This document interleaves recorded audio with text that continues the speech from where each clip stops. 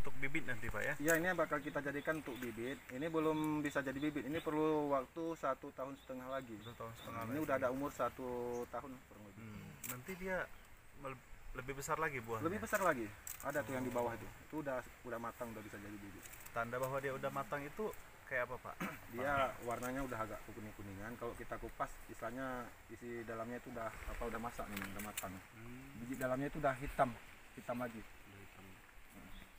Daging buahnya masih ada? Daging buahnya masih ada. Masih ada. Ada perlakuan khusus Pak waktu untuk menjadikan bibit itu? Itu ada, dia ada perlakuan khusus. Jadi dalam satu tandan ini tidak boleh kita ambil semua untuk bibit. Dia ada proses sortir, artinya sortirnya manual bukan lab ya. Jadi kita kalau mau ngajadikan bibit itu diambil dari sisi tengah tandan. Jadi yang di sini nggak diambil, yang di ujung nggak diambil dari sisi tengah aja. Nah, itu menurut pengalaman, kalau diambil dalam satu tandan seperti ini semua, nanti 50% jantan. Kalau dalam istilahnya ada proses penyuturan ini paling nanti jantannya sekitar 5%. Harus ada sisa ya, setengah minimal ya. Nanti sisanya ada pemanfaatan nggak yang di atas? Ada itu ini walaupun buah udah tua bisa diambil resin. Masih ada resin. Masih ada resin.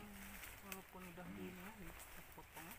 Masih ada ini istilahnya nggak terbuang, bisa diambil untuk resin. Bisa dimanfaatkan. Bisa dimanfaatkan. Tapi dia juga harus ikut sampai menua juga Pak ya, nggak bisa misalnya kita lagi dia masih muda, yang ini kita ambil, ini kita ambil, ini kita biarkan untuk jadi sebenarnya bibit. bisa sebenarnya aja. Bisa, tapi enggak mempengaruhi lah. Iya.